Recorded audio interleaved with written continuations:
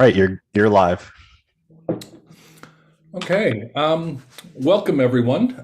My name is Kevin Haggerty. I'm a professor of sociology and criminology at the University of Alberta, and we are very, very pleased to host this discussion on humanitarianism and the war in Ukraine, interdisciplinary perspectives from the ground. The director of the Center for Criminological Research is Dr. Sandra Bucerius, who unfortunately has food poisoning. You can see her little S on screen, maybe, but you won't be seeing her. And how this is going to work is we're going to move through, or I guess I should introduce our speakers. We have Dr. Emily Channell-Justice, who is director of the Temerty Contemporary Ukraine program at Harvard University's Ukrainian Research Institute. With us today is also Dr. Emily Dunn, who is professor of geography and director of the Center of Refugee Studies at Indiana University.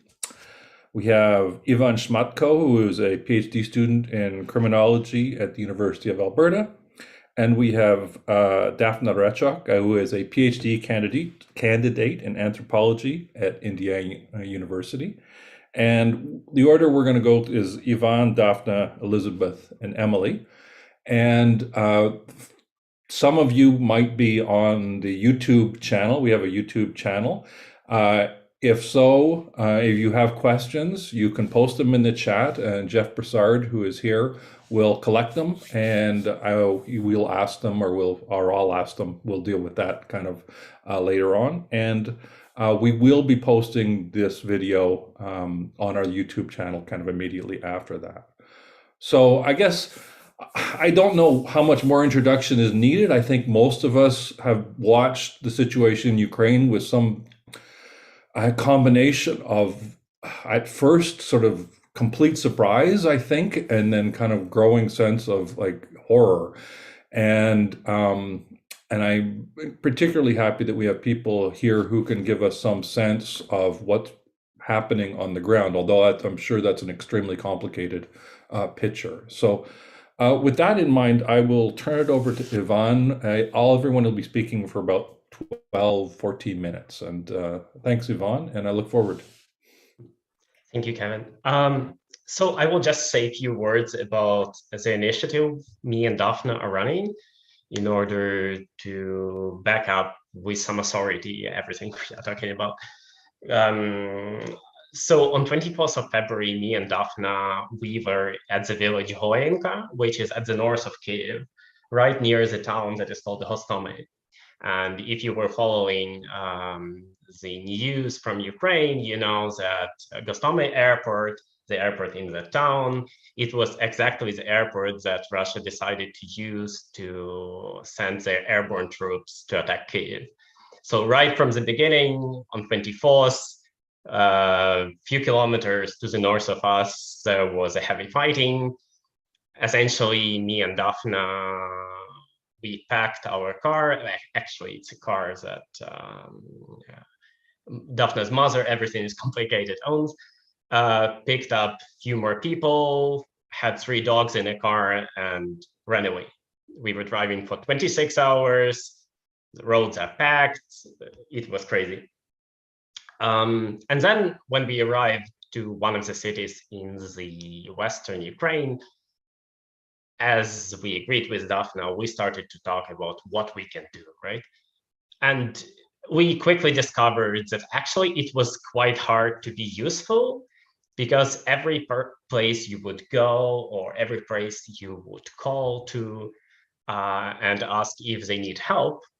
For example, you would call to a blood center and ask, do you need blood?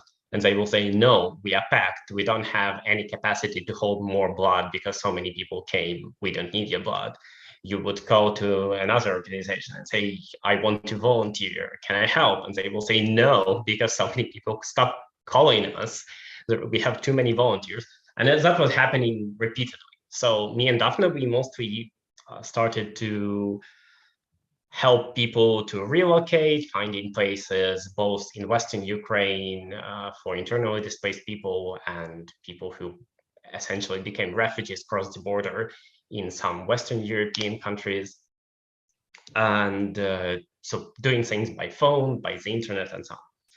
But at a certain point, I talked to one of the people whom I knew from student activism, and he was one of many volunteers who went to join territorial defense forces right at the beginning on 24th. And he told me that everything they have is the Kalashnikov gun, and that's all. They don't have uniforms, they don't have bulletproof vests, they don't have anything, even sometimes having troubles with food. Because it happened so fast, many people joined to defend themselves and their country. So there was a big trouble, despite the fact that you couldn't really volunteer. And that was a moment when we understood that there is a need. It's just that you have to organize everything yourself to help procure supplies and everything. And that's how we started. We essentially packed our car with everything that was needed and started driving. And while driving, we started to receive calls from different people, because people started to, someone said to someone that there are some volunteers and they are ready to help. And we started to receive calls with all kinds of questions, like, can I pass my keys to you, and can you take my laptop and bring it to me, because I'm an IT specialist and I was running so quickly from, for example, Kyiv, that I didn't take my laptop. These small things, but also things like, oh, I'm a fighter, can you bring me, I don't know, a bulletproof vest? And that the network started to grow. Then we also used some of the Dafna's contacts, because she is engaged in research with many vulnerable groups in Ukraine. We started to help a lot of civilians who are in need of various medical supplies, sometimes food, and so on. And we were engaged in all of this process. Now we've been engaged for a long time. And now we don't pack our car. Probably few words will be said today about ever-changing needs, because everything changed in those few months.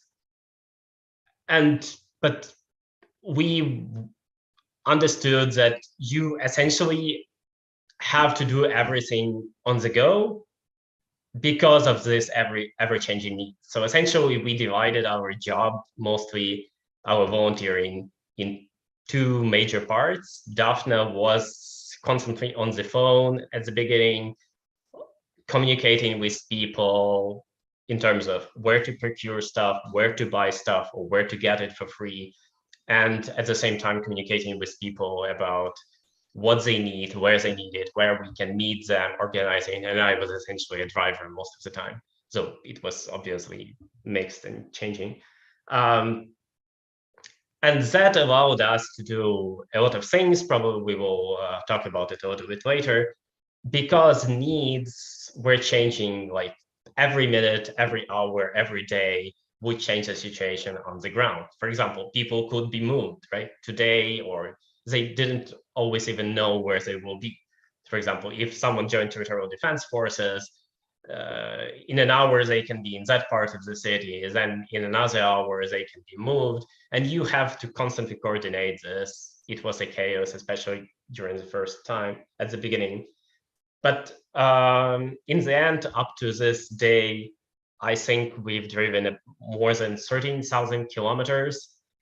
We spent more than 70,000 US dollars, brought dozens of bulletproof vests, thermal imagers, a lot of food, medical supplies, and all of that was done. We were running, in many cases, a full circle. By that I mean we were buying and procuring stuff, then packing it into our car, then driving it, then distributing, and doing all of that. It changed a little bit nowadays, and probably Daphne will say a few words about that, but that's essentially the thing that we've been engaged for the last 3 months, I guess. Yes, I will pass now to Daphne. Yeah, right. So really this the 21st of February was really an example of how your whole life can be like overhauled in a day, because just the day before the war, I was planning for the 24th and the 25th of February to have a few interviews recorded with my participants. On the 25th, I was supposed to have a ride with mobile ambulances offering HIV tests together with social workers and things like that. But I mean, like the 24th of February really changed a lot of that. So we kind of went from researchers to volunteers, just like that. And if on the third day of war, I was thinking that, oh, thanks God, I have nothing to do with bulletproof vests because I don't know anything about that whatsoever. On the third week of this war, Ivan and I both were like, okay, so what kind of plates do you have? Are those plates ceramic or are those steel plates? So like what caliber did you use to test these plates? And what is the density of the material that the plate carriers are made with? Like, oh no, that's bad. That's bad density. Sorry, we will not buy those. And at the like third month of the war, we're like, okay, like tell me which unit are you in, and we will figure out which thermal imager you need. So like it's war really, it's a very intensive learning process, and you have to constantly learn on your foot. But I think what I also wanted to add to the introduction that Ivan provided is that this volunteering thing that both of us are engaged in Ukraine now, it's really a pervasive phenomenon, because almost everyone I know, almost all of my participants, a lot of people from vulnerable groups, they are also volunteering in different capacities. Everyone is doing whatever they know, how to do best. And basically, some people are trying, for instance, to help their groups. They are also like fundraising and buying some food or medicine. I've seen some like amazing self-organization among sex workers, among people with opioid use disorder. And just to throw one of the examples that I love the most is one of my participants. He's a person with an opioid use disorder, and he is a person who went to prison who was in prison for a couple of times because he was sentenced for drug possessions essentially. And when I was talking to him, I think it was like the second week of the war, and he was like, oh yeah, my prison experience came in really handy these days because I know how to weave masking nets, because that's like a skill that I picked up in prison. So now I am using this skill to help the army together with my friends from the opioid disorder treatment, and together with them friends whom I met in prison, we are now waving masking nets for the army because Ukraine should win. So I think it's just there is really an amazing self-organization going on the ground here, and everyone is trying to chip in however they can in whatever capacity they can do it. And I think that the fact that this volunteering effort has been so decentralized, it has been so like flexible, it has really a lot of advantages to it, because as like my view from the ground is that these like small volunteer groups and their responses, we are like quite effective because we can answer like very concrete needs with speed. We are not really burdened with a lot of different accounting, and we are not really burdened with a lot of formality. So like we can afford, so to say, to be informal, and like we don't really need receipts. We don't really need to do a lot of paperwork, because a lot of things that basically it's trust and personal connections. Like those are the main, or one of the like two main pillars of how these like volunteer needs of two main pillars of like how these volunteers network are built on. And I probably should have made a screenshot of this and like shared it, but I remember that I think like a week ago, a friend of mine, he tweeted like, well, Ukraine nowadays is like you're passing a cargo that is worth $300,000 US to a person that you saw only once before in your life. And really a lot of stuff functions like that right now, because you often get a contact of a person that you know, that you may not really know personally, but you know it from a friend or like from a friend of a friend. So like the 6 handshakes rule, it works like pretty well in Ukraine right now. And yeah, being like a part of these like small volunteer group, it was really like these like small volunteer groups, we are like quite effective and quite flexible. And like I wanted to throw just a few examples to show how more effective and flexible these small volunteer initiatives are in comparison to some foundations, even not big foundations, for instance. And well, just like we all know, right, all these like anthropological and sociological critique of this idea of transparency that begets documents and paperwork for the sake of more documents and paperwork. Essentially, there has been a lot of critique of this audit culture. And in our volunteering efforts, essentially we encounter almost every day how this audit culture and this like fixation on transparency and documents, how it often prevents certain organizations and foundations from being more effective and from actually helping people. Because a couple of days ago, I was talking to a woman who is now living in, she's now staying on an occupied territory, and she stayed there. It was her choice to stay here because before the war, she was working for a small organization that was helping different vulnerable groups, like people with different diseases like HIV, for instance. And so, like knowing that a lot of people that she was working with, that they don't have an opportunity to flee, that they're going to stay, she decided essentially like to stay and to help them, not to abandon them. And we were talking, and she said, like, what we really need here is medicine, because like people most often here, they die not from direct combat, but from really not having access to the medicine that they need. And she said that, well, like there is medicine here, but it is often being smuggled. And so there is a black market of medicine, and essentially like the prices have soared, and quite often people cannot just like afford to buy the medicine that they need. So we transferred money to her, so she was able to buy the medicine that she needed for like a dozen people that she has been carrying now since the occupation. And of course, I mean,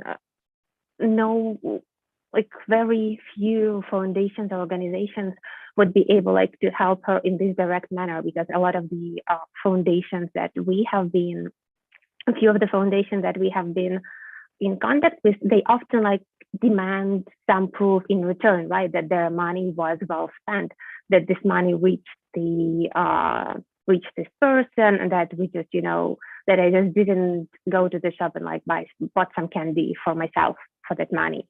And well, how could she get us like some proof that she really like spent this money for the medicine that she needs, right? She could only just take some pictures of that, and that's all. And we were like, okay, I mean, like we know you, like we trust you, just please take this money and make sure that everyone is taken care of. Like we don't need those accounting, right? And another example of how this idea like of transparency and formality sometimes slow things down is that we have been waiting for a donation from one of the like small scale foundations, because we agreed that we will receive a certain sum of money that we can spend for various humanitarian things, again, like medicine, food, other supplies for people with disabilities. And it has been incredibly slow. While all the documents were filled and while the money arrived, like 2 weeks passed. And a few things that I was like keeping my eye on that I needed to buy for the people who need them, they just like disappeared. So we have to start the process of finding them once again. So like, yeah, there's just like, when you're actively engaged in those volunteering efforts from the ground, all these theory, all this like critique of transparency, it really, really resonates with you. And I think I'm going to pass it on to Ivan once again. Yes, I just wanted to say a few words because I have this criminological lens and criminological interest. It was very interesting for me to observe how many things, how, for example, law enforcement or certain attitudes toward illegal things were changing since February 24th.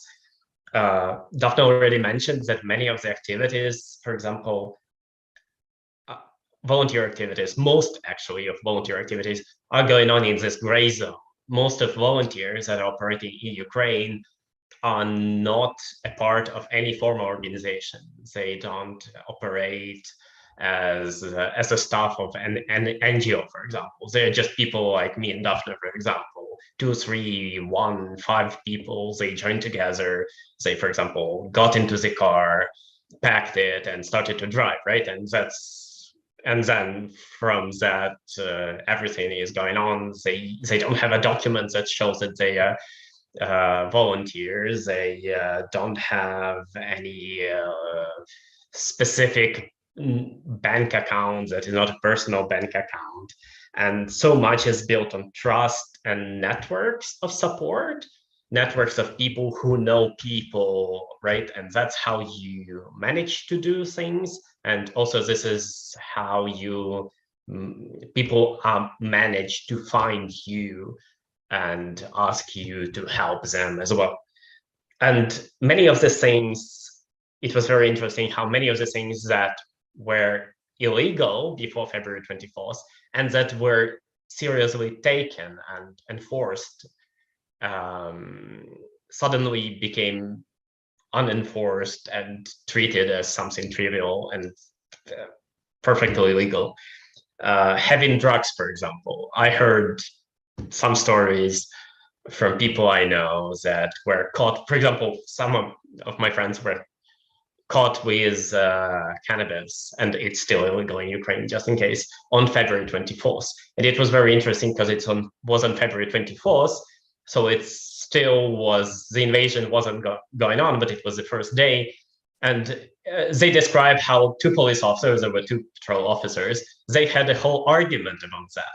Before February 24th, and I know it for sure because I did research with Ukrainian police, there would be no argument. If you catch someone with cannabis, it was a prestigious hit. Police in Ukraine has quotas.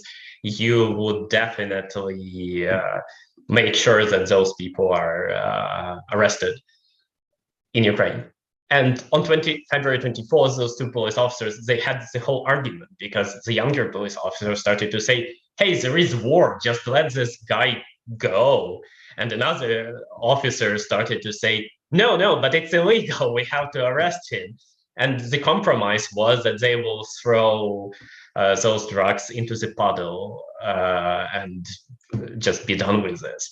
But many things like having drugs, but also having permissions or crossing into certain areas that require a permission and so on, suddenly became treated fully different. Me and Dafna, we were trying to get to the other bridge of Kiev at a certain point, and there was a checkpoint, and we were told, you're not allowed to go there. But then the officer who was there said, okay, but you're already here. The gas is very precious right now. So you're allowed to go there for now, but next time you should know that it's illegal to go there. Or police on the first day, 24th of February of the invasion, police started to spread the message among Ukrainians of how you can make Molotov cocktails.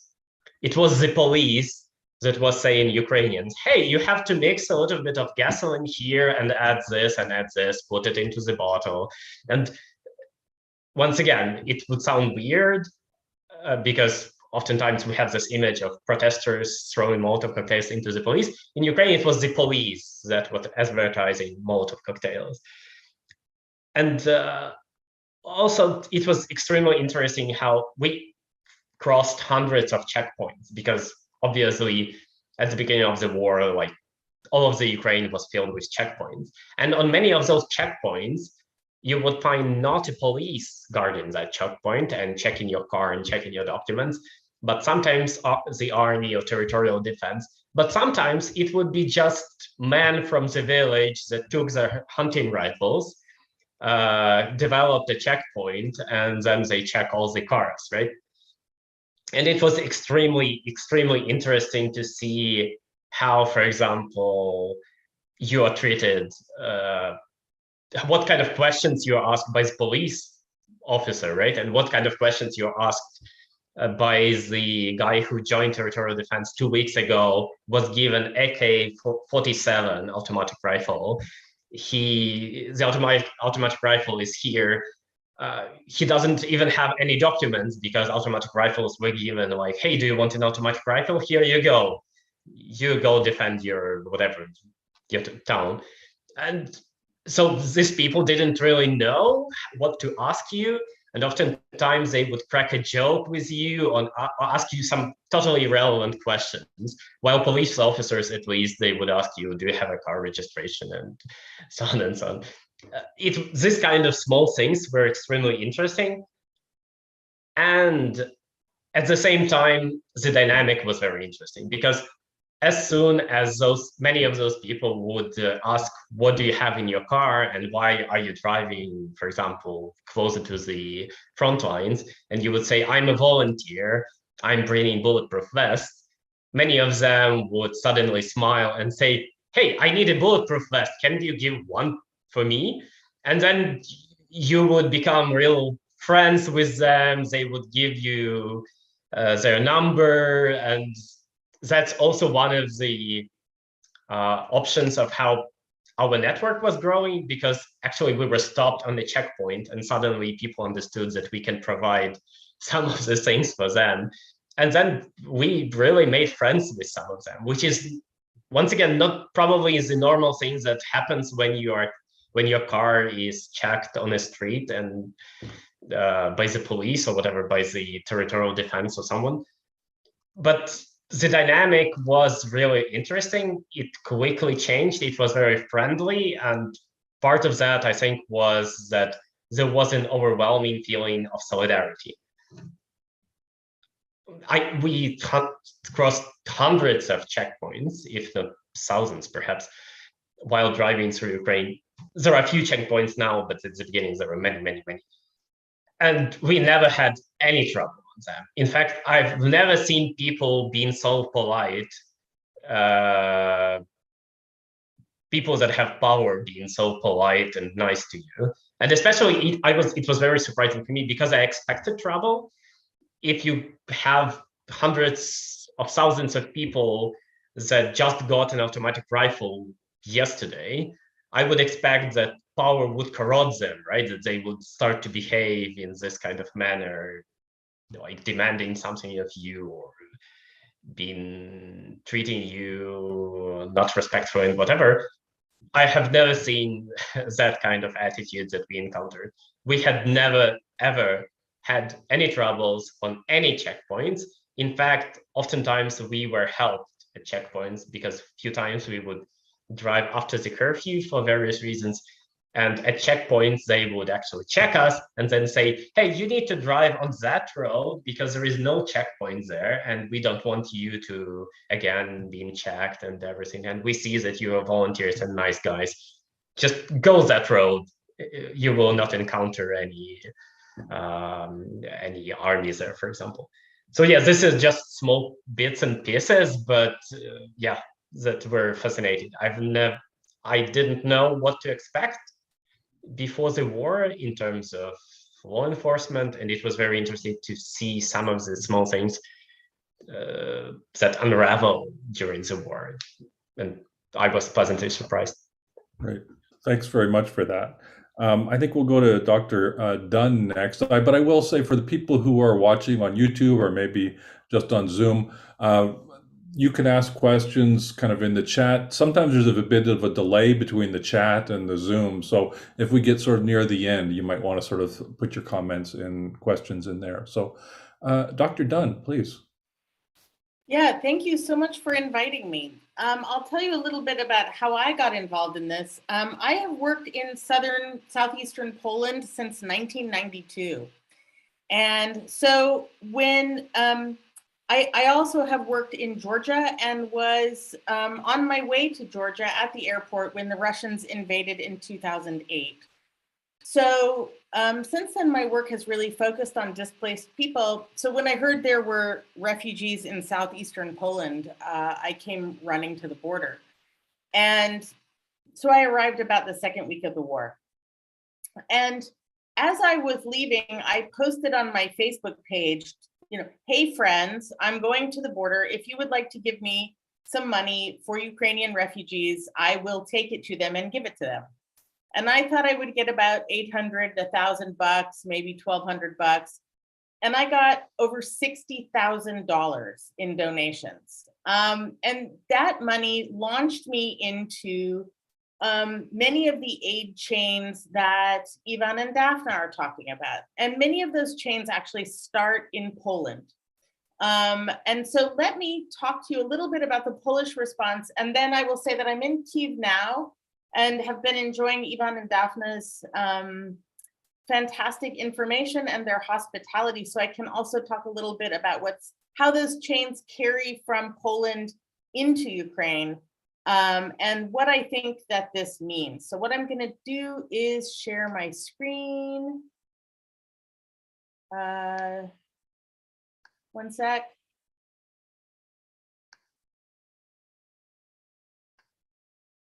Excellent. Okay, you can see it? Okay, great. So Ivona Kalishevska from the University of Warsaw and I have been working on a notion we call distributed humanitarianism. And this idea comes from the fact that, as both Ivan and Dafna mentioned, the standard response from the global aid humanitarian industry has been extremely slow, extremely inefficient, and extremely limited in this crisis. So we have the greatest refugee movement in Europe since the end of World War II. And we have not seen very much of the standardized formal aid that was developed in Europe, developed in response to European population movements after World War II. So let me just talk a little bit about how most refugee crises are handled. Most refugee crises are handled by a network of UN agencies, donor governments, and international NGOs, which are knit together in a web of subcontracts. So in general, what happens is that when there is an emergency, the United Nations does not have money ahead of time for this sort of thing. So they put out what's called a flash appeal. And the flash appeal is a consolidated list of projects for aid that the international NGOs are proposing, and they're asking donor governments to fund them through the United Nations. So the UN mechanism is based on gaining an economy of scale. That is, that you have very large agencies obtaining a huge suite of very standardized goods to hand out at central distribution points. So what necessarily arose from a system of aid that is based on mass production is the refugee camp. And the refugee camp is an institution which is not created for the good of refugees. In fact, originally, refugee camps were built full of tents, and the reason was that they were supposed to be temporary. Now there's been a movement towards container homes and tempo homes, but it's still supposed to be temporary. unfortunately, right now, the average length of stay, if you enter a refugee camp, is 17 years. So most refugees around the world today refuse to enter camps. And the overwhelming majority of the world's 100 million, we passed 100 million last month, 100 million displaced people refuse to live in camps and are going into cities. This means that an institutionalized aid system, which is based on a highly Fordist model of production and distribution, no longer functions. And when you talk to large aid agencies, they're very often will tell you outright that they're at a crossroads, that if their job is no longer to gather and distribute huge amounts of goods that are standardized, then they're not sure exactly how to respond to this response. And this was very much true in the response to the war in Ukraine. The aid agencies I've talked to were very, very slow to respond because they didn't know what to do. They were caught absolutely unprepared. So I talked, for example, to a national official at HIAS, which is the Jewish aid agency based in New York. And he said, we never planned for a war in Europe. We never thought a war in Europe would happen. We have no idea how to deal with a war in Europe. And so on well into the 5th week of the war, they had no plan. They posted an ad for a response director in the 6th week of the war. And by the 8th week of the war, they were still conducting needs assessments. And that's just untenable. By that time, 3.5 million Ukrainians had passed through Poland. And the help they needed was then. It wasn't in 8 weeks or 10 weeks or whenever HIAS could figure out how to help. So interestingly, when Ivana and I went to the Polish border to look at the response to this outflow of people from Ukraine, what we found was, by and large, the absence of the big aid agencies. And this really took me by surprise because in the Georgia conflict, in the Syrian conflict, they've been very present. So the International Organization for Migration put up a tent at 2 of the border crossings that we know of. And those tents remained empty for the 2 weeks that we were taking pictures of them every day. And when we returned 6 weeks later, they were still empty. The UNHCR, which is the United Nations High Commission for Refugees, has started a cash transfer program in Poland and in Ukraine now. They're basing out of Lviv. And they've helped about 165,000 people in Poland. That's out of 3.5 million people who've left the country. And they've helped about 65,000 people in Ukraine, and that's out of 11 million people who've had to move internally in Ukraine. So basically, they've done very, very little. We see the same thing. ICRC, the International Committee of the Red Cross, has basically failed to evacuate people, and they have had to be evacuated by volunteers. There is no sign of Care International. When I tweeted at them, "Where are you?" They tweeted back that they were still conducting a needs assessment. We are now in week 12 of the war, week 13.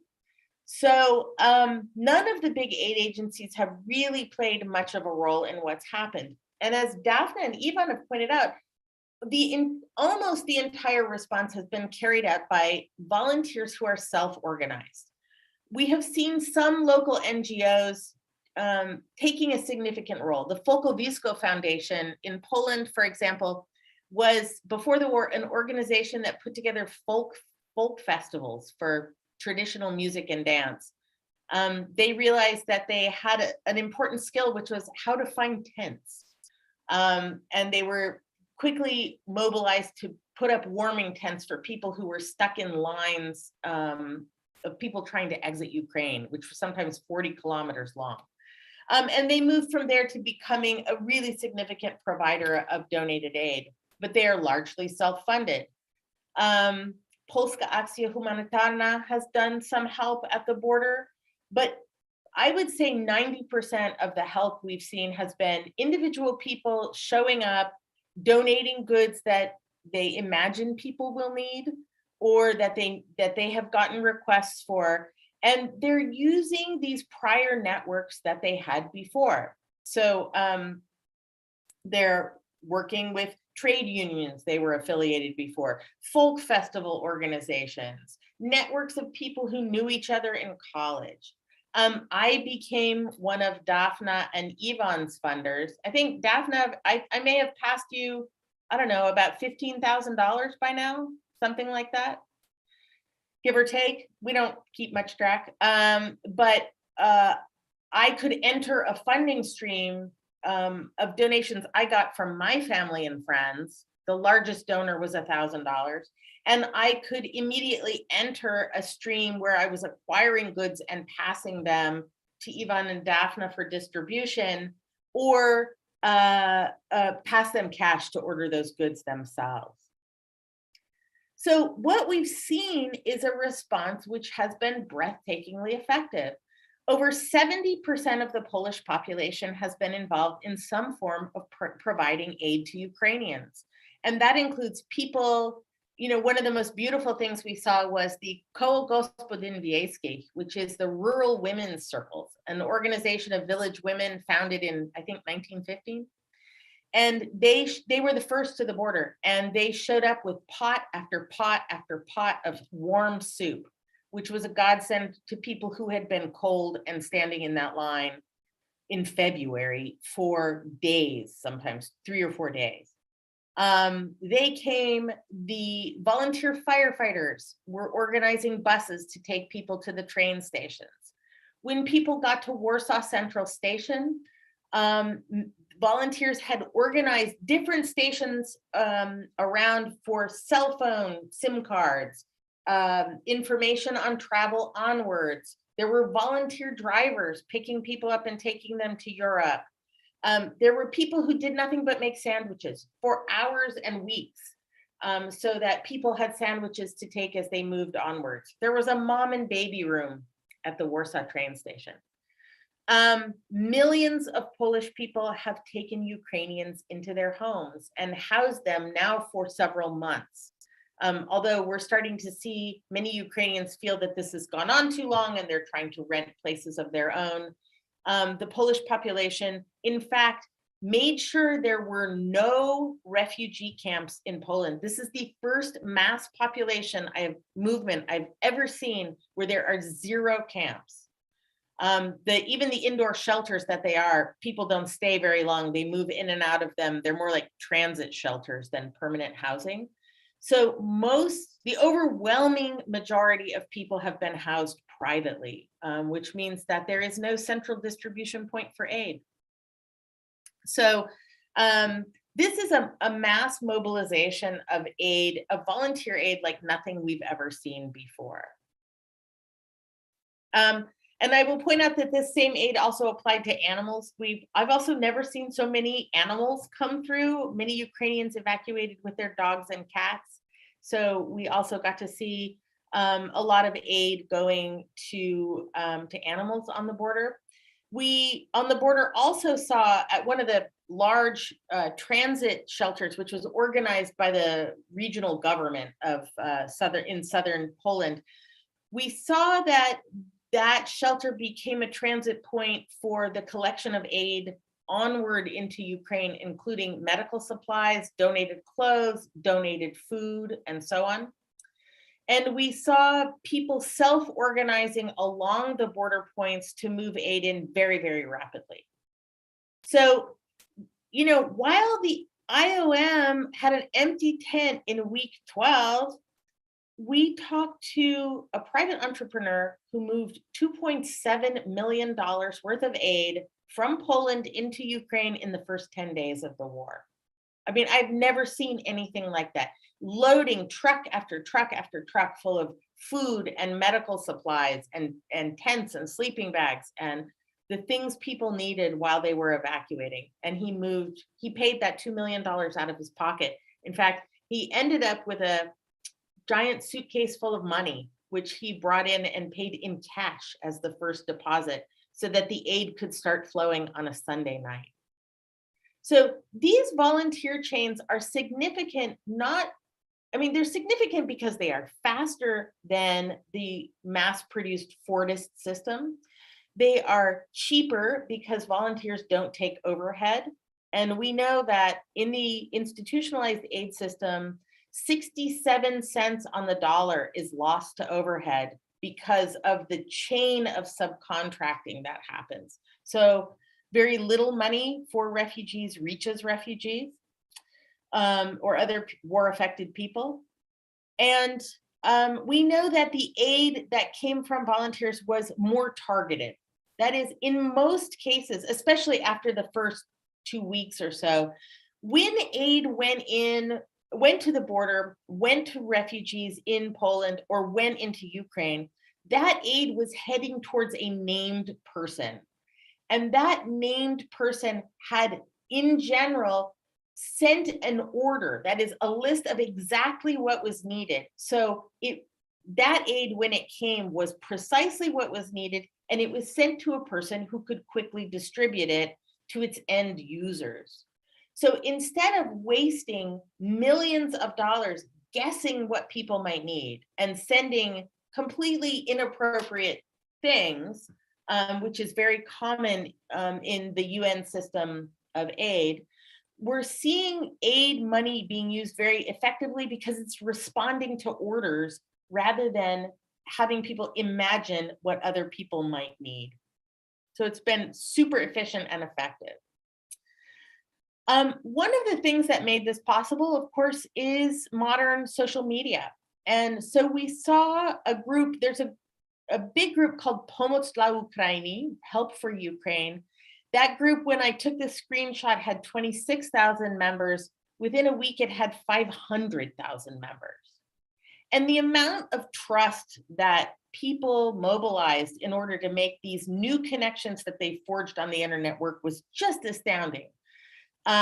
So we knew a guy who actually met a guy on this Facebook site and ended up sending him a Jeep to Ukraine, a guy he had never met and had never heard of, sent him a Jeep to use to help patrol the border. There were these virtual warehouses where people posted needs and they were met almost immediately. So like faster than Amazon, especially in Warsaw, people were posting, we need toothpaste at the Warsaw train station. And someone else would post, on my way, and a case of toothpaste would be there within 30 minutes. So these kinds of technologies made this self-organization possible. So we're talking about this in the metaphor of computing, we're talking about this as a distributed network. And one of the things that makes it so effective is that there are no bottlenecks because there's no single flow of aid as there is in the UN system, where money donated to the UNHCR could get bottlenecked as they try and sign contracts with aid companies and they demand project pre-evaluations and post-evaluations and needs assessments. Here, because there are millions of separate channels heading towards named recipients, the aid is moving much more fast and much more effectively.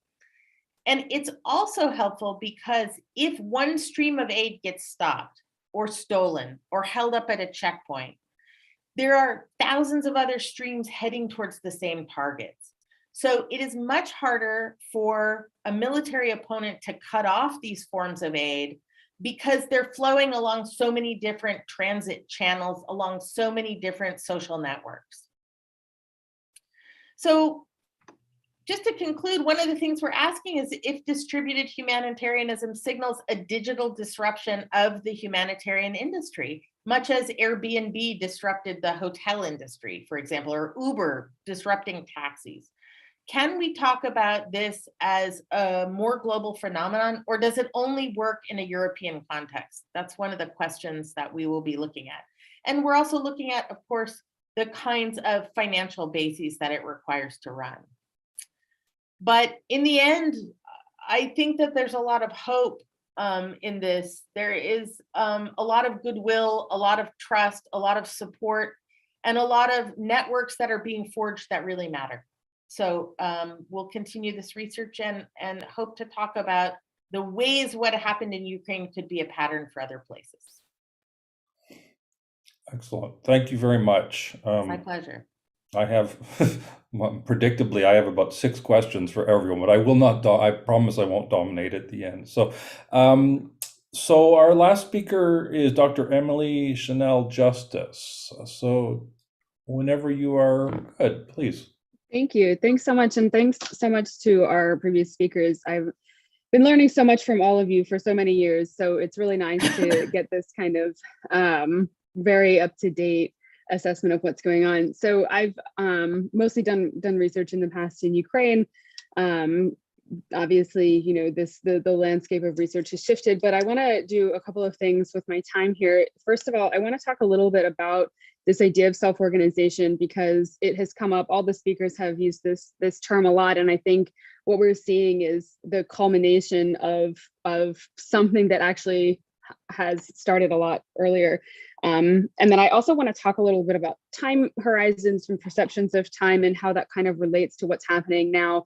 Again, that's something that all the previous speakers have mentioned a little bit, but I was in Warsaw just a few weeks ago, and that kind of working with several different humanitarian initiatives there.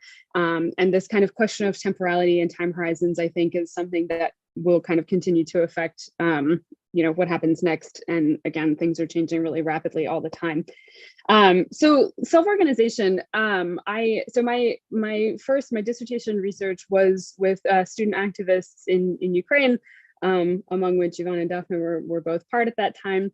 And what I ended up, that research was supposed to be about higher education activism, but I ended up being in Ukraine in 2013 and 2014 when the Euromaidan protests happened. And so I basically looked around with what these student and leftist and feminist activists were doing during those mass mobilizations to try to understand, you know, how these different politically active groups fit themselves into those mobilizations. And what I found was that this idea of self-organization was really foundational to the protest, and that had come from a kind of leftist political perspective. So this definition of self-organization is very simple. If somebody needs something to be done, and there's somebody who can do that thing, then that person should simply do it, right? If you have the ability to get something done and that thing has to get done, you don't need to wait around for the government, for your parents, for, you know, someone else who's responsible to do it, you just do it. And this is obviously like a very basic, you know, not complex idea, but what I found in the Euromaidan protests was that it was really essential in separating the kinds of political activism that was happening outside of political parties and outside of existing state functions, and kind of making it possible for people to feel motivated to be involved in those protests and feel like they could accomplish something. And so what we found then was that the protests were very self-organized. So most of the political actors were not affiliated with parties. They didn't have a background in political activism. They were just ordinary people who wanted to do something. And of course, that means that those protests were very diverse. They had lots of different voices, all getting involved and all in a lot of ways competing with each other, right? That's a different question we don't have to talk about right now.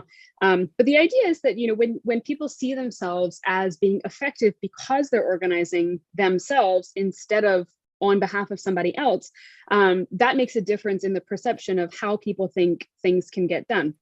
And what we ended up seeing after the Euromaidan protests ended and the war started in 2014 was that self-organization was again foundational in the war response then. So you had, not only did you have volunteer military brigades, a lot of which had formed during those protests, those became the brigades fighting on the front in Donbass in 2014, 2015, but you also saw the response, the humanitarian response to internal displacement, the response to care for veterans when they came back from the front, right?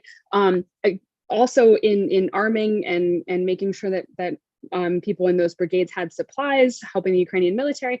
All of that stuff actually did start in 2014. And it was effective then. The scale was very different. I want to make that absolutely clear. The scale of what's happening now is completely different than what was happening in 2014. But the point is that not only did people in Ukraine have an experience with self-organization already, they also had an experience with it working and being very effective, and in fact, being more effective than anything the government could have done in a lot of different cases.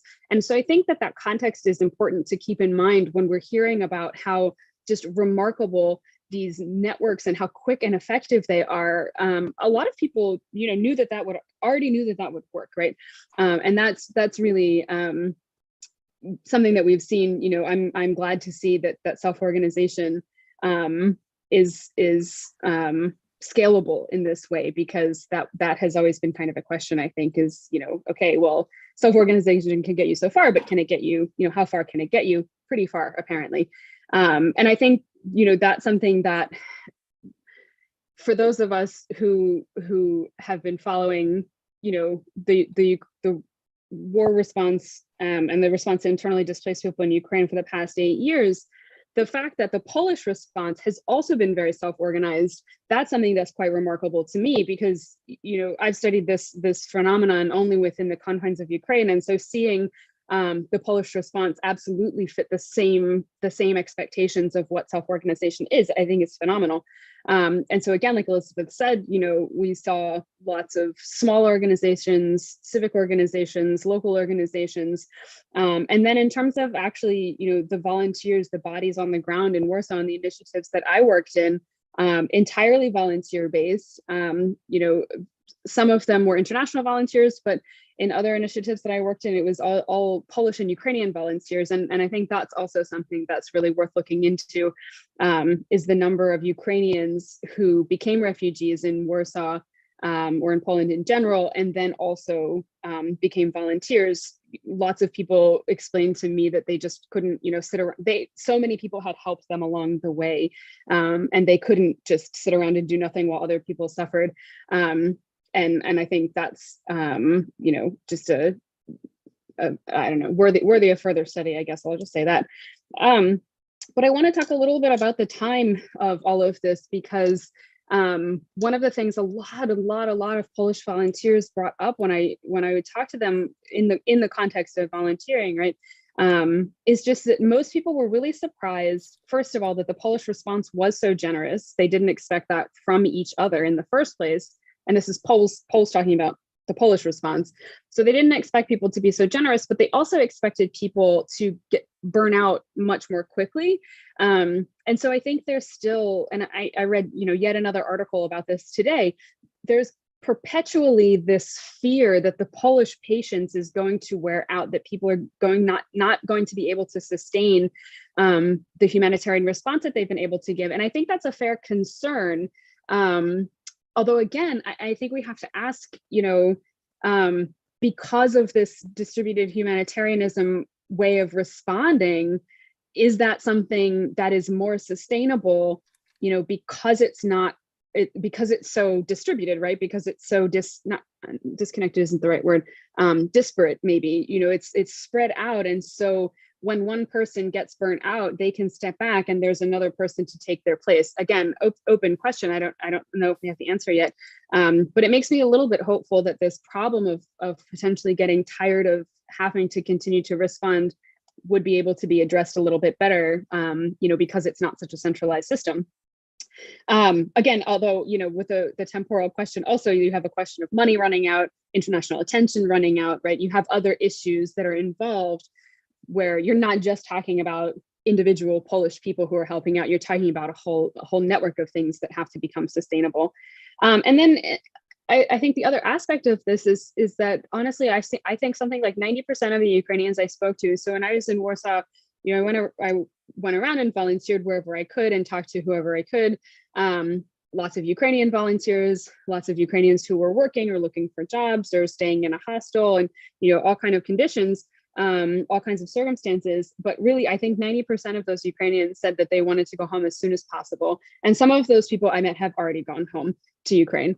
And so I think at the same time that we're so concerned about the stability and sustainability of the Polish response, we also have to think about what the ultimate plan of many Ukrainian refugees is. I mean, we know, of course, not everybody has a home to go to, right? It depends on who you are.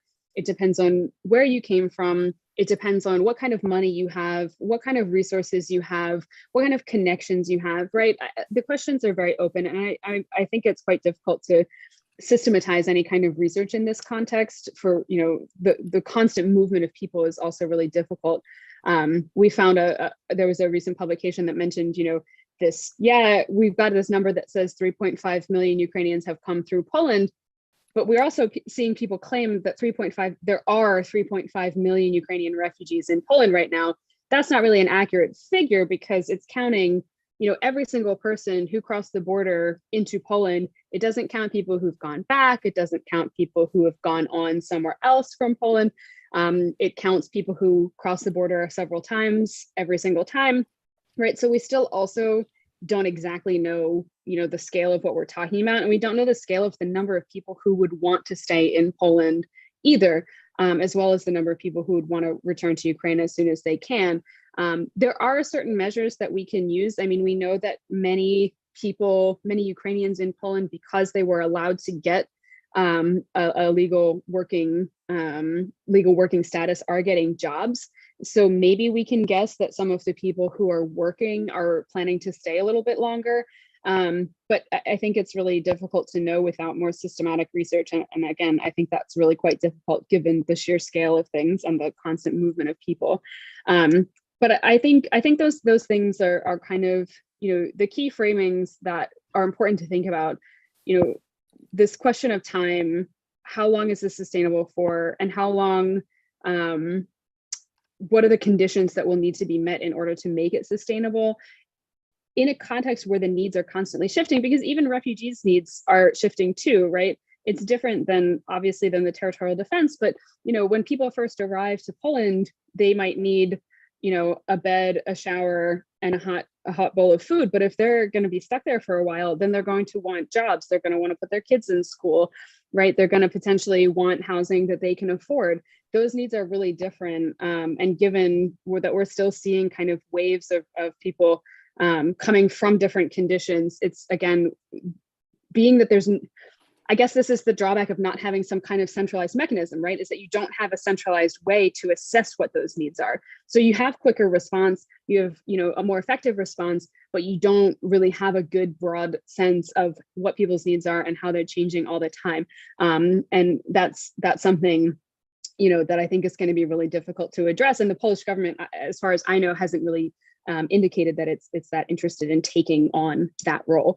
I really want to make sure we have enough time for discussion. So I'm going to go ahead and stop there, but I'm happy to answer questions about more specific things that are worked on in Poland if anyone wants to talk more about that. But otherwise, I'd love to just hear more from the rest of our speakers. Fantastic. Thank you very much. I should say a couple things. First of all, I didn't say this at the beginning, but obviously, thanks to Ivan and Dafna for their hard work. I will also say that some of the people who are watching us have contributed. So again, thank you to those who have helped out. I guess I have several questions, but I'll handle the questions from the chat. But if you have a question, if you're on the Zoom, just raise your hand. So I'll just start with the question from Dr. Bayat-Ritsi. So the question is, what does the supply chain look like? Given that the biggest corporations in the world today are grappling with supply chain issues and can't get their hands on what they need, how are the volunteers purchasing what they need? Where are you ordering it from? What are the prices like, etc.?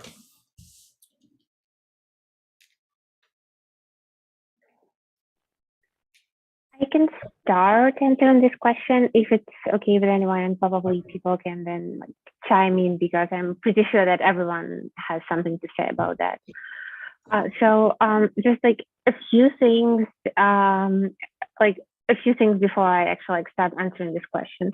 I think that a great benefit of this, again, decentralized volunteers group is that before actually providing something like this supply chain, it goes both ways, so to say, because before we actually provide something to a person, we know exactly kind of the list of orders, we know exactly what people need to. So a contact of ours, he gets requests from people who are on the front line. Then he passes this request to us. Then we turn to some people who are our donors, or if we have some money accumulated, then we just use this money, and then we fulfill the request. So the supply chain may look somehow like this, like a person abroad or a person in Ukraine who donates to for instance, Elizabeth, and then Elizabeth, for instance, donates to Ivan and I, or this person directly donates to Ivan and I. And then we contact a supplier in Ukraine or abroad, depending on the concrete item that we need.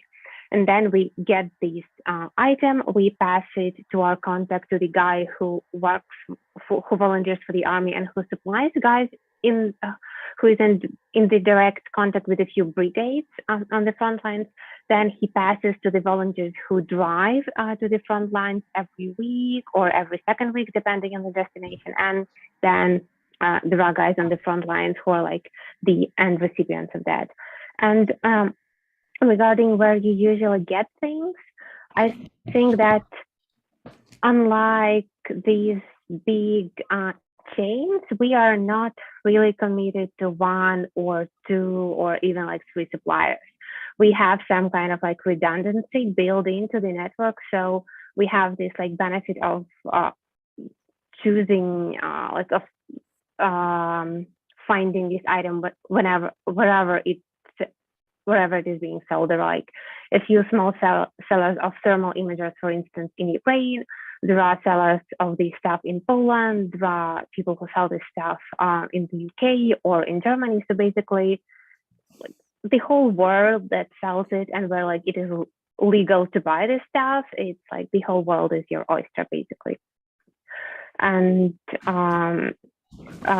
about the prices, I was thinking that Ivan, maybe we should like tell this story about like buying this thermal binocular. Yeah. Oh, you want me to tell it?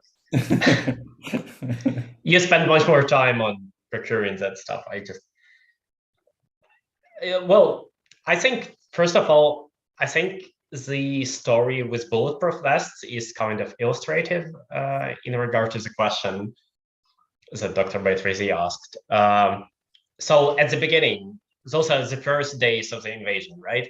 Suddenly, Ukrainian army and territorial defense grows immensely. Like in 1-2 days, you have plus, I don't know, 100,000 people who don't have anything except an automatic rifle, for example, right? And suddenly you have a whole bunch of displaced people. But in this case, let's concentrate on territorial defense, for example, and the army. And there are a bunch of people, and they need basic stuff: bandages, bulletproof vests, all kind of things that can protect them and save their lives. And bulletproof vests was the hardest. What it was, first of all, people would come, the same Dr. Dunn described, but in Ukraine, would come to the military shops that were selling bulletproof vests and other military equipment, defensive equipment. And they would just say, I buy all the warehouse, everything you have now, no matter what that you have. So essentially on the second day of this full-scale invasion, it was impossible to find bulletproof vests in Ukraine. They were all sold out because, once again, this army of volunteers, right? It was so immense, they bought out all the bulletproof, but it was still not enough. Then people obviously volunteers went to the nearest country, like Poland, the Baltic states, and so on and so on. And in a few days, they were also sold out. There were simply not enough bulletproof vests in all of the Ukraine and all of other countries. And then volunteers would go further to Western Europe, to every country that they have any connections. At a certain point, we were trying to buy bulletproof vests from Canada, and Canada was sold out. We were trying to buy some bulletproof vests in the US, and the US was sold out. Eventually, we were communicating with people in Iraq, through our, once again, connection, because Dafna and I spent some time in Turkey and Kurdistan some years ago, actually in refugee camps, Kurdish refugee camps. And we had some connections, and people we knew, they were like, okay, you're in more or less the same situation now that we were.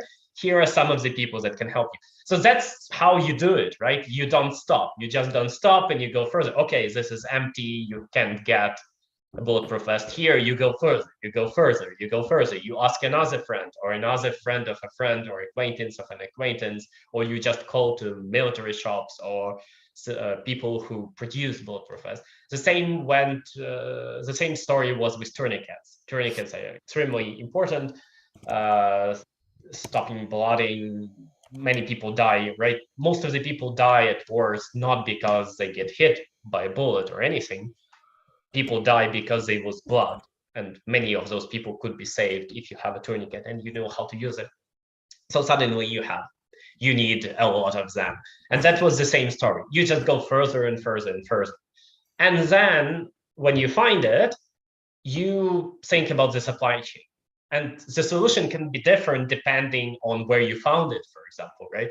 And whom you know who can bring it. And that you're extremely flexible in that regard, because the solution really is very ad hoc at the beginning. But then if you make the supply constant, which you don't have to do, it depends on what you are procuring. Some of the things are very ad hoc as well, because sometimes people ask for very specific things that you would never think about. And that you need few things and you probably wouldn't need that again. But some things are constant, more or less. And you just you just make the supply line more or less constant, right? And once again, the supply line varies immensely depending on your circumstances, your resources, and so on. But in our case, so for example, me and Dafna, we often would organize supply line or find someone who already organized supply line to Western Ukraine. At the beginning, it was like that. We would go with our car to one of the cities in Western Ukraine, pack the whole car with all we needed. Then maybe if we have some space, we would help some other initiatives that were trying to organize logistics and pack their stuff into our car, and then drive it to Kiev and other places and then distribute them. And in return for example, helping some other people to move stuff, they will give us some of the things or help find some of the things. And this is just a part of this complexity. And then you grow that connection, and then they help you with something and you help them with something, either to find it or get stuff for free. So that's how you do it. You don't need many of the problems that these large corporations have is that they have these large containers and one supplier, for example, right? And if something goes wrong in that logistical line, then everything goes wrong for them. You need to reorganize everything. In this case, you don't, because if something doesn't work, you just go further and ask other connection of yours, other acquaintance of yours, or other initiative, because initiatives also cooperate and communicate with each other all the time, and at the same time cooperating with very particular people that they are supplying, either through the ways that Dafna described. It's one of the ways we do, but sometimes we talk with the people, for example, on the front lines directly. Sometimes we speak with people who speak with people. It really depends. So it's very hard to simply answer that question. But this complexity also makes, as many people already noticed, this effective and flexible, because you are just you don't have one way of doing things. Yeah. Maybe I can sort of use my prerogative to take things in a different direction. I guess, listening to this, a lot of it sounds that the resistance and the humanitarian effort is obviously highly contingent on the internet and social media.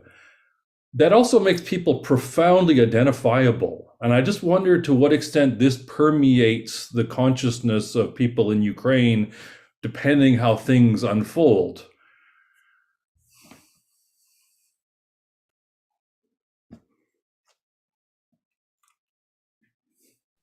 Should I? Well, I would imagine that maybe I can start that, Yeah, and then Ivan can consider his answer, because Of you course. need to think about this before you talk too much.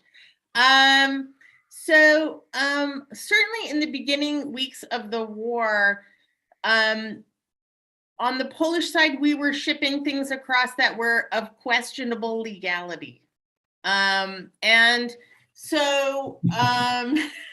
So I, for example, brought through a carload. Well, I was at a transit shelter and a large 18-wheeler pulled up from Spain full of medical supplies. And among those supplies was a box of morphine, which is not legal for me to possess, and certainly not legal for me to move across international borders. And yet people in a war zone need morphine, for obvious reasons. And it was being used by surgeons. It was being used by battlefield medics, and it's a really important drug, because without it, when there were shortages, people were having their limbs amputated without painkillers. So we loaded this box of morphine into a car, and we surrounded it with giant packages of diapers. And as we passed the border, it was in the early weeks of the war, and it was this amazing kind of social moment where rules were suspended. And Ivan has sort of noted that many people were not quite sure what the rules were anymore, because so many of them had gone into suspension by governments themselves, but also in practical suspension by people like border guards, who were all of a sudden empowered to make decisions that they otherwise would not have been empowered to make. And so we had a border guard who looked at the back of the car, which was stuffed full of stuff. We also had spare magazines for AK-47s. And they looked at the top pod. We had one of those Yakima pods on the car. They looked at that stuff. And then the border guard looked at me and said, "Pop the hood." And so we popped the hood, and she very carefully checked out the VIN number to make sure the car wasn't stolen, and made sure we had no contraband anywhere near the engine, and waved us through. So, and on the Ukrainian side, they asked what we were bringing, and we said humanitarian aid, and they said thank you, and that was the end of it. So, so I think there were these supply chains that could come into existence because informality overtook formality so quickly. Another example was I needed to source broad spectrum antibiotics, including an antibiotic called vancomycin, which is highly regulated in the United States, because if antibiotic resistance to it grows, we will have nothing else. It is the most powerful antibiotic on the market today. And I needed $4,000 worth of vancomycin. And so a doctor I know through the IU system prescribed $4,000 worth of vancomycin to himself. He was both doctor and patient. I arrived, I took out a credit card, I bought the vancomycin, and we shipped it onwards from Indiana into Ukraine. So there just required a lot of these kinds of flexible solutions. I just brought a suitcase full of Narcan here to Ukraine, naloxone, which is being used to reverse opioid overdoses. I got that through the Indiana Recovery Alliance, which provides Narcan to drug users. So I think one of the interesting things about the supply chain, which is different than a large mass-produced supply chain, is that it comes in smaller quantities, but that permits for more creative solutions.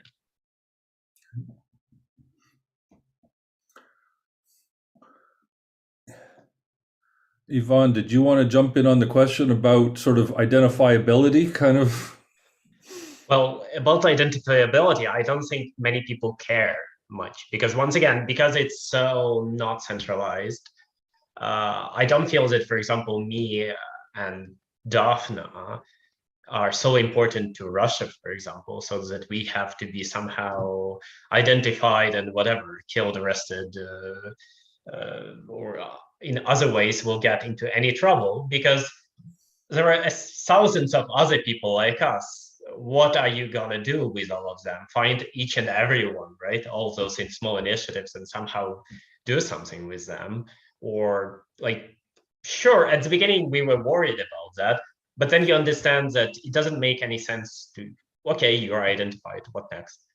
And nobody cares. I mean, the rules have been suspended. Nobody cares. Yes, yes. And in terms of prices, I forgot what Dafna asked me to mention.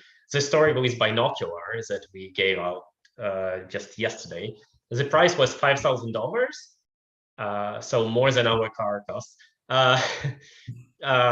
Yeah, because it's a long range, very nice binocular for people in the artillery, and they have to see its thermal and has a lot of other applications.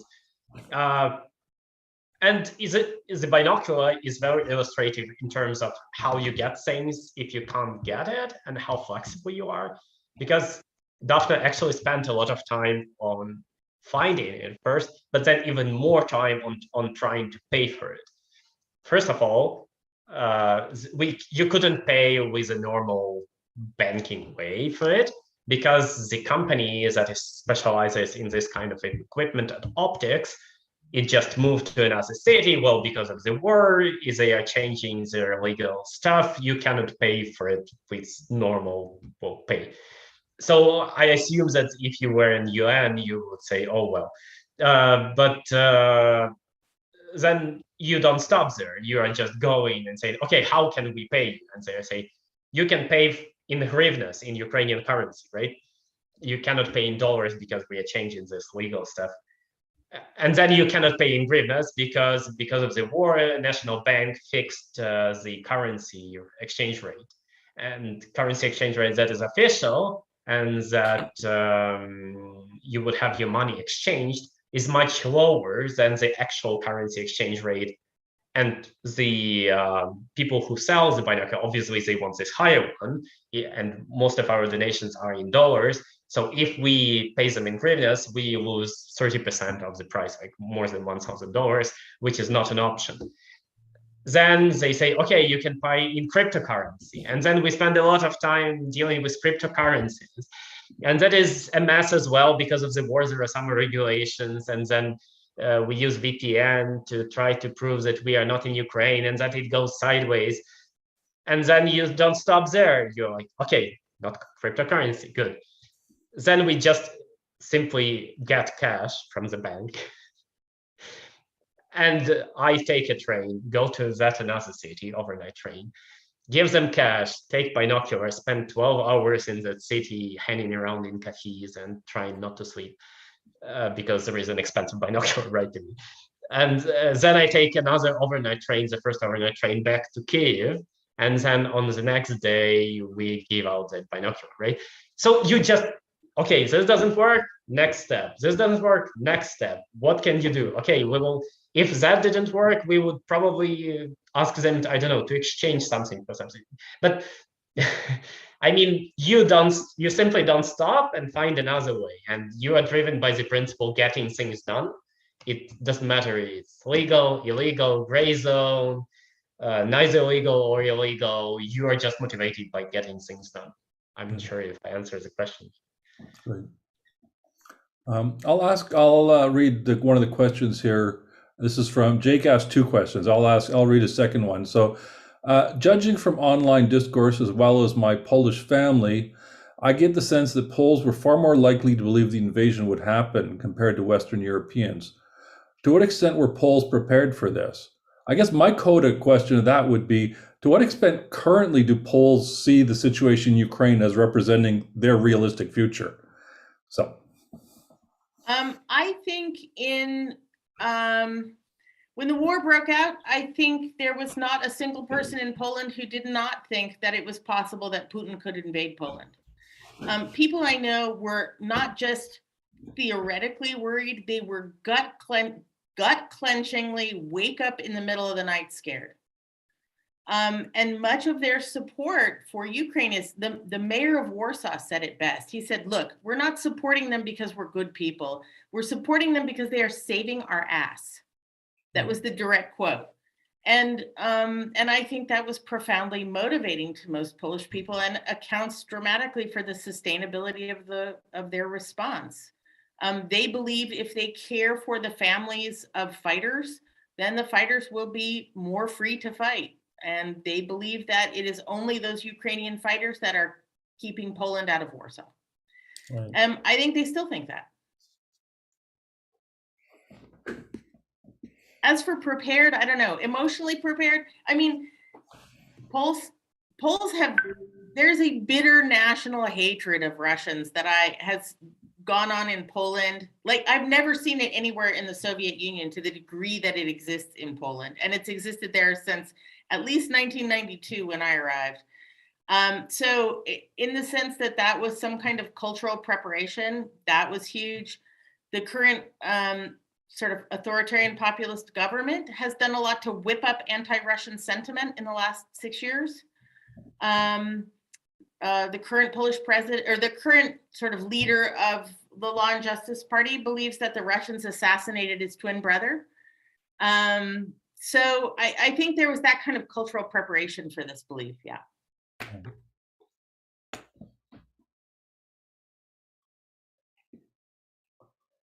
Rebecca, you put something in the chat, but you're also here. Do you want to ask your question sort of in person or virtually? Yeah, please. Yes, I can ask it. So this is for Dr. Dunn. So you compared the disruption of distributed humanitarianism on humanitarian organizations to like Uber and Airbnb. And I'm just wondering if this distributed humanitarianism is more fragile to like the ebb and flow of public sentiment and social media and just overall goodwill. So I have a two-part answer to this, one part of which gets to be answered by Emily Channell-Justice, who can talk about the durability of these networks, I think, and their continual repurposing. On the one hand, sure, it's absolutely dependent on the flow of public sentiment. And in most refugee crises, you see a huge upswelling of support for 6 weeks, 2 months, and then the inevitable backlash begins. And we're seeing this against Ukraine. If you saw today's New York Times, there's an incredibly stupid article about, again, saying that the United States is fomenting a global conflagration, and shouldn't the US step out, and shouldn't Germany step out? So that kind of sentiment does drop donations. We've seen people just getting tapped out to, like, they've donated all the money they have to donate, or they've donated all the time they can donate. But in the sense of, doesn't it depend on people's goodwill and interest? Isn't that true of Uber and Airbnb too? I mean, if you think about what's happened to crypto in the last month, or what happened to MySpace, all of those things were dependent on people's sentiment and the social media coverage of it, and overall goodwill versus critique of it. So I think it's more durable than we think it is. It's vulnerable to those things in the way that any kind of organization is. Even the United Nations High Commission on Refugees works real hard to maintain its reputation because it can erode. But I also think that because these networks exist for other reasons, that they can be quite durable and then reactivated and repurposed when needed. And that's why I was going to hand this over to Emily, who maybe can talk about this longevity issue. Yeah, I think it dovetails into what I was saying previously about the existence of self-organization as a response before. I mean, I think what your question is pointing to is specific people who are going to get burnt out, or don't want to participate anymore, and they disappear, and that changes things. But what I think we might want to be looking at is more about the kind of connections that are created, the kinds of networks that function regardless of who is actually involved, because that's what I think we're seeing that's replicable from 2014 and beyond, right? The idea that we can create networks that are smaller scale, that are more effective, and this is how we did it, that's what's sustainable, and that's what people can reproduce, and that's what's more flexible, and that's why it's more effective, right? It's more effective because it doesn't have to be Dafna making the call to the guy every time. It can be somebody else, right? As long as there's somebody who knows how those supply chains work and how to get stuff to people, those types of networks are absolutely sustainable. And I think, I mean, at this point, I think that at least within Ukraine, there are plenty of people who are continually motivated to participate, and people who are seeing that their skills are more effective in one place than in another place, and so that's why they're continuing to be motivated.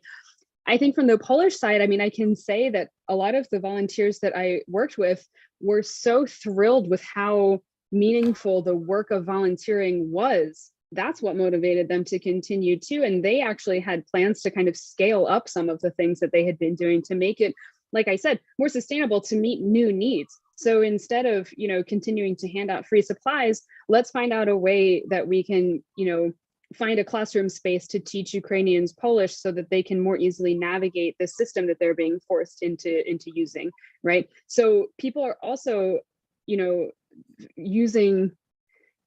using the momentum of what they're already doing to find new ways to be helpful, even if it's not the same way, right? I think that's like, we just have to caution ourselves from saying, well, if X thing existed and it was helpful and now it doesn't exist, that's a failure. I don't think that's how this works necessarily anymore.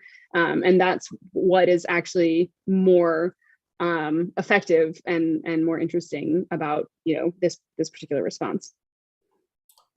I think we're out of time, but I just wanted to turn it over to Ivan and Dafna if they had any other final comments or points that they wanted to make.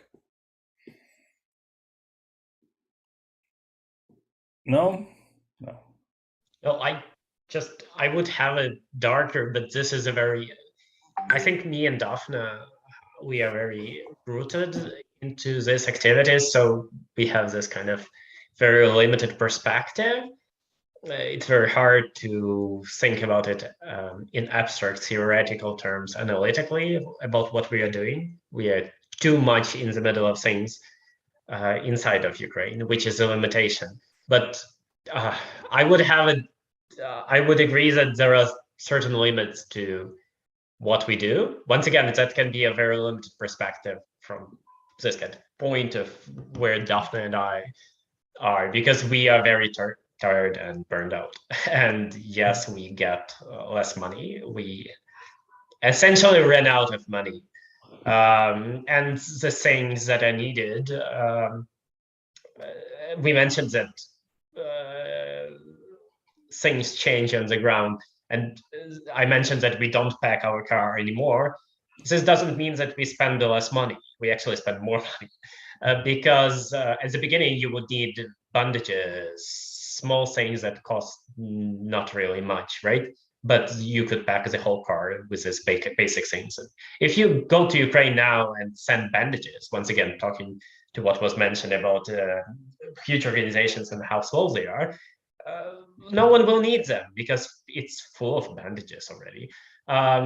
What many people need in terms of, for example, army, if we talk about the army, are the second level things. They have bandages, they have basic medical kits and whatnot, but then they say, okay, now I can be more effective and protect me and people who serve with me by having thermal vision, right, that I mentioned already. Because I will see actually an attackers during the night and I can stop them. Otherwise, they will just come and kill us. And thermal vision is not the thing that you can pack your car with. It's for example, a box like this, but this box costs $1,300, or if it's a binocular, it's a box like this and costs $5,000. You don't need to run a car, but you need much more money for that. And in terms of those needs that grow and became more complicated, it's hard to fundraise for that. It's hard to get them, and harder and harder. And that's where actually international help would well help, because Lend-Lease, and if we are talking about military things, for example, and stuff like that, because eventually there are limits to what volunteers can do. Well, volunteers do incredible things and procure incredible stuff. For example, in Ukraine, people gather to buy a fighter jet. But besides the point is, eventually the needs will be so high and so complicated that I don't think, for example, initiative like me and Dafna will be able to sustain it and will be able to procure things that are needed. Because eventually this war is very high-tech war, even though both armies are not high-tech in comparison to the US, for example, or Canada, but still it's armies with artillery, with heavy armors equipment and drones and whatnot. And me and Dafna, we can get drones, for example, but we cannot get HIMARS or AMLRS or artillery system, right?